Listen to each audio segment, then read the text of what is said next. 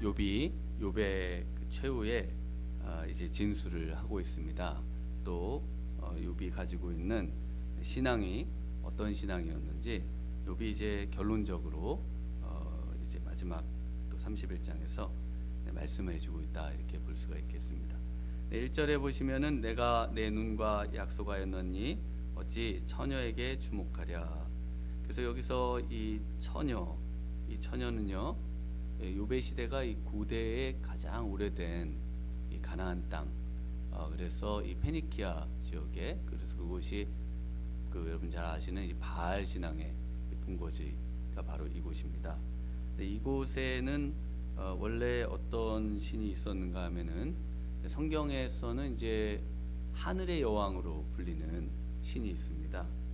그 신이 이제 우리 잘 아시는 아세라 여신이 되겠고, 이 아세라 여신이 나중에 이제 아르테미스 여신, 저쪽 이제 헬라 쪽으로 넘어가면서 이 신으로 또 이렇게 비슷하게 되는데요. 이 하늘의 여왕 신은 그 예레미야서에도 이제 자주 등장을 합니다. 그 중에 한 절만 한번 읽어드려 보면 예레미야 44장 17절인데요. 우리 입에서 낸 모든 말을 반드시 실행하여 우리가 본래 하던 곧 우리와 우리 선조와 우리 왕들과 우리 고관들이 유다 성읍들과 예루살렘 거리에서 하던 대로 하늘의 여왕에게 분향하고 그 앞에 전제를 드리리라. 그때에는 우리가 먹을 것이 풍부하며 복을 받고 재난을 당하지 아니하였더니. 그래서 이 처녀에게 주목한다 했을 때 바로 이 아세라 여신, 바로 이 하늘의 여왕의 모든 생물을 나게 하고, 또 예레미야가 지금 이제 사람들의 입을 빌어서 이야기하고 있는 그 모든 먹을 것이 풍부하고 복을 받고 재난을 당하지 않는 근거가 되는 그 신을 이 예레미야는 주목하지 않는다. 그래서 자신의 최후 진술의 가장 첫 번째, 바로 하나님만 나의 예배의 대상이요 신앙의 대상이다 라는 것을 아주 확고하게 하고 있습니다. 내가 그 어떤 다른 신도 주목하지 아니했고, 어떤 다른 것도 마음에 두지 아니하였고, 오직 하나님만 마음에 두면서 살았다는 것입니다. 이것이 왜 고대에 어려운가 하면요, 이 여신과 관련된 이 이방 신과 관련된 이 제의나 제사, 또 이 신전, 이런 것들은 너무 화려합니다. 너무 화려해서 사람들이 그 화려함에 현혹이 되죠. 그래서 이 기독교, 특히 또 우리 구약의 어떤 이스라엘의 신앙을 보면은 뭐 화려한 게 없어요. 그래서 좀 어쩔 때는 저도 좀 실망스러울 때가 있습니다. 하나님을 섬기는데 이렇게 화려하지가 않을까. 그래서 이스라엘에 관련된 뭘 보면 뭐가 이렇게 좀 볼품이 없거나 아니면 한정돼 있거나 이런 것들이 너무 많고, 그런데 반대로 저쪽 그리스 로마 신화 쪽으로 가면은 그림도 화려하고 건축도 화려하고 조각도 화려하고 뭐 화려하고 볼 게 너무 많은 거예요. 그래서 왜 이런 현상이 있을까? 왜냐하면 겉에 있는 것에 집중하지 않고 그 내면에 집중하게 만들고, 또 겉사람에 집중하지 않고 그 내면의 속사람에게 집중하게 만들고, 그 영혼의 건강함에 더 포커스를 맞추고, 또 더 나아가서 보이는 어떤 신을 섬기는 것이 아니라 보이지 않는 하나님을 섬기는, 그래서 보이지 않는 하나님을 섬긴다는 게 얼마나 어렵습니까? 보이는 것을 오히려 우리는 하는 일이 참 어떤 면에서 쉬울 수 있는데, 보이지 않으시는 하나님을 섬긴다는 것이 상당히 어려운 면이 있습니다.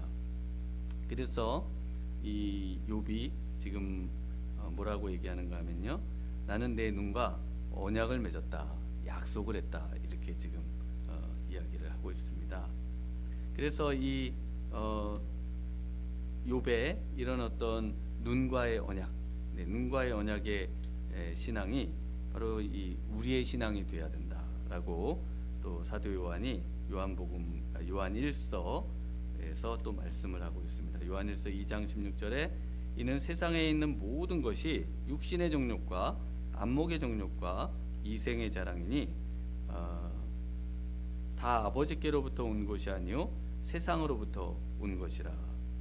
네, 우리의 눈을 통해서 모든 어떤 죄가 이제 시작이 되고, 또 우리 눈을 통해서 우리 하나님을 섬기는 것에서 세상으로 나아가도록 세상은 계속해서 우리에게 유혹을 하고, 또 세상은 우리의 이 눈을 계속해서 괴롭히는 그런 상황이 역시 욥의 시대에도 동일하게 있었다는 것입니다. 그래서 욥이 이런 상황에서 내 눈과 언약을 맺고 보이지 않는 하나님이시지만 나는 그 하나님에게 집중하면서 살고 있다, 그리고 살았다, 그리고 앞으로도 살 것임을 이렇게 다짐하고 고백하고 있습니다. 그 하나님께서 주시는 분깃들, 그 축복들 내용들이 이제 2절부터 4절까지 소개가 됩니다. 이것이 어떤 면에서 욥의 가장 중요한 신앙 고백이라고 할 수가 있겠습니다.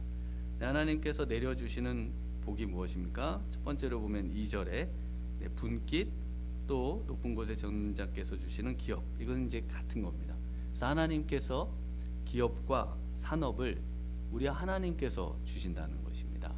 하나님께서는 그 각 사람에게 하나님이 원하시는 모든 것들을 하나님께서 함께 해주시고, 또 하나님께서 허락해 주신다는 것이죠.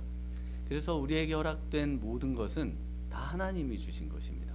그래서 나에게 줄로 재어진 구역을 다윗은 아름답다고 이야기하고, 그 줄로 재어진 구역을 정말 하나님이 주신 것으로 알고 그곳에서 최선을 다하고 충성을 다하고 그것을 누구와 비교하지 않고 그렇게 감사하면서 살겠다, 이런 마음이 바로 이 신앙의 마음입니다. 그래서 가장 좋은 것들은 전부 하나님에게서 우리에게 주어지는 것이죠. 그리고 이제 두 번째로는요, 3절에 보시면 불의한 자에게는 환난, 행악자에게는 불행. 환난과 불행이 또 이제 대꾸를 이루지만 같은 내용이 되겠습니다. 그래서 믿는 자에게, 또 하나님만 신뢰하는 자에게는 하나님께서 반드시 행복을 주신다는 것입니다. 참된 행복과 참된 만족과 그리고 이 땅에서의 모든 좋은 것이 하나님께로부터 온다는 것이죠. 그런데 욥은 지금 어려움과 고난이 있지 않습니까? 욥의 신앙은요, 하나님은 우리에게 좋은 것을 주시는 분이시지 또 악을 주시는 분은 아니시다. 그러니까 하나님이 주시는 모든 것은 너무 좋은데, 그러나 그것을 우리가 감당하기에 너무 어렵고 힘들 뿐이지, 잘 돌아보면 이 모든 것이 나의 삶에, 나의 영혼에, 그리고 나의 영원한 삶에 너무나 유익하고 귀한 것들임을 바로 욥이 고백하고 있습니다. 우리가 어려움이 있어야 또 성장이 있지 않겠습니까? 그래서 어떤 분은 나를 죽이지 못하는 것은 나를 강하게 하는 것이다, 이런 말도 하시고 하는데, 바로 우리로 하여금 더 성장하게 만들고 더 하나님 닮게 만들고, 그렇게 만들도록 우리 하나님께서는 우리의 삶에 크고 작은 어려움들을 늘 두시고, 그래서 우리가 마음을 해이하게 갖지 못하고 또 기도하지 않으면 살 수 없게 만들고, 하나님만 더 붙들게 만들고 더 하나님 앞에 온전한 모습으로 나아가도록 그렇게 하시는 것입니다. 그리고 이제 또 4절에 보시면은 내 길을 살피지 아니하시냐, 내 걸음을 다 세지 아니하시느냐. 그래서 하나님께서 반드시 선한 길로 인도하시고요, 그 모든 인생의 그 길들, 그 모든 인생의 주기의 그 핵심적인 그 기로의 시점마다 우리 하나님께서 우리를 반드시 선한 길로 인도해 주시는데, 그 기점의 최후, 말하자면 이 땅에서의 기점의 가장 중요한 기점, 바로 생을 마감하는 그 기점에 우리를 어디로 인도하십니까? 가장 좋은 천국으로 인도해 주시지 않습니까? 바로 하나님께서는 그렇게 좋은 길로만 우리를 인도해 주시는 그분이 하나님이시지, 이방의 어떤 신이나 또 어떤 점괘나 이런 것들을 통해서 우리가 복을 받는 것이 아니라는, 이렇게 어렵고 힘든 상황에서 한 번쯤은 하나님이 아닌가 보다 생각하고 어딘가에다가 좀 기대보고, 아니면 유명한 무슨 무당을 좀 찾아가 보기도 하고, 그 당시 가장 유명한 바로 이 하늘의 여왕에게 나가볼 수도 있겠지만, 그러나 욥이 이 신앙으로 확고하게 자신이 어떠한 신앙을 갖고 있는지 그것을 보여주고 있습니다. 사실은 이 신앙의 근거에서 나머지 내용들이 진술된다고 보셔도 됩니다. 그래서 욥이 이제 그 다음 5절부터 이제 마지막 이 끝까지는요, 전부 그 하나님 앞에서 나의 청결한 양심을 이제 이야기하고 있습니다. 그래서 한 5번 정도 내가 뭐뭐 만약에 했다면 내가 과연 그랬던가를 깊이 자신의 인생을 돌아보면서, 그러면서 자신이 얼마나 우리 하나님을 깨끗한 양심으로 또 우리 하나님 앞에서 살았는지를 고백하고 있습니다.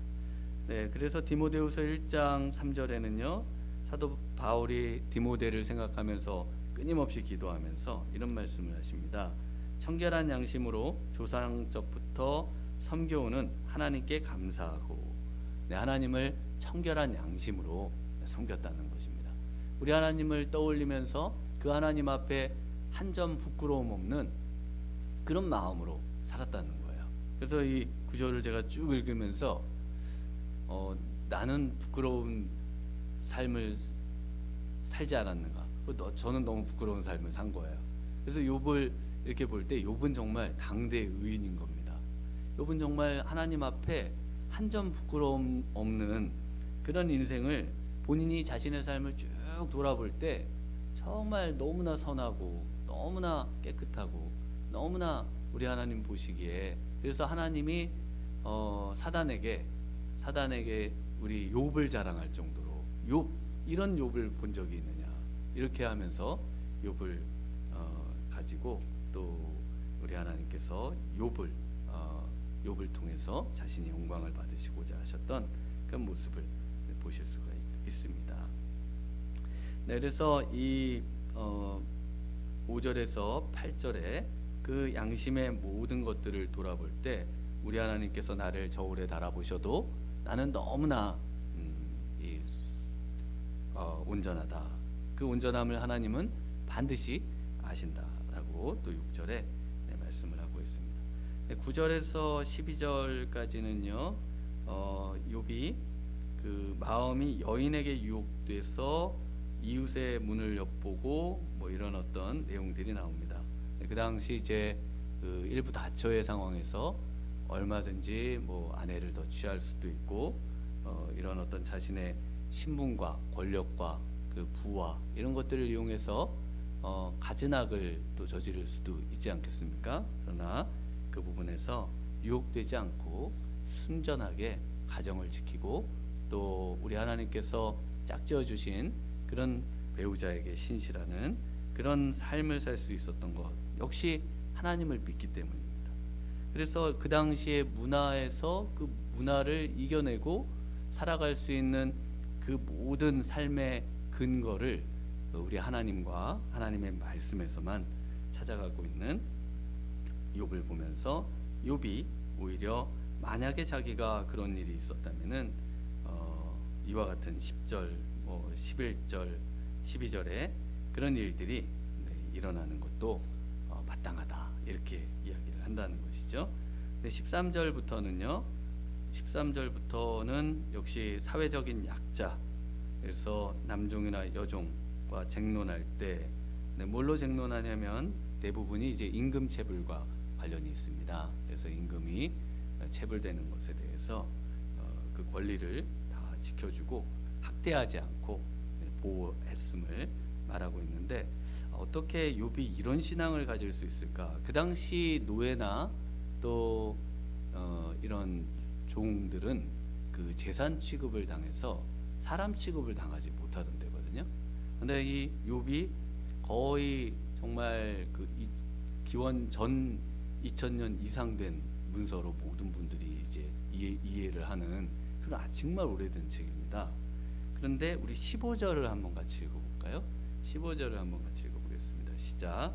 나를 태 속에 만드신 이가 그도 만들지 아니하셨느냐? 우리를 뱃속에 지으신 이가 한 분이 아니시냐? 네, 이렇게 사람을 차별하지 않는, 모든 사람을 공평한 눈으로 바라보고 정말 굉장한 부자이고 사회적 신분이나 모든 면에서 정말 탁월한 이 욥이, 지도자였던 욥이 어떻게 보면 그 당시에 비천하고 또 사람 취급도 못 받는 그런 사람들을 보면서 하나님이 바로 이 모든 사람을 동등하게 지으셨고 그 모든 사람은 다 평등하다라는 이런 생각을 가질 수가 있었을까? 이것은 정말 하나님께서 욥에게 이런 모든 것을 가르쳐 주신 지혜를 가르쳐 주셨기 때문에 가능하다, 이렇게 말씀을 할 수 있겠습니다.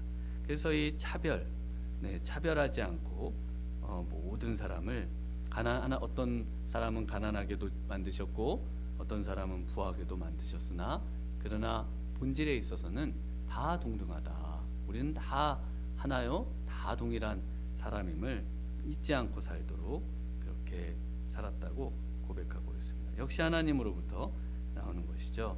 그래서 이제 16절부터 또 계속해서 고아와 과부, 그 당시 가장 가난한 또 어려운 그런 사회적인 약자들에게 자신이 얼마나 선한 일들을 행했었는지, 그리고 그들을 향해서 악을 행하지 않았었는지, 이런 내용들을 말씀해주고 있습니다.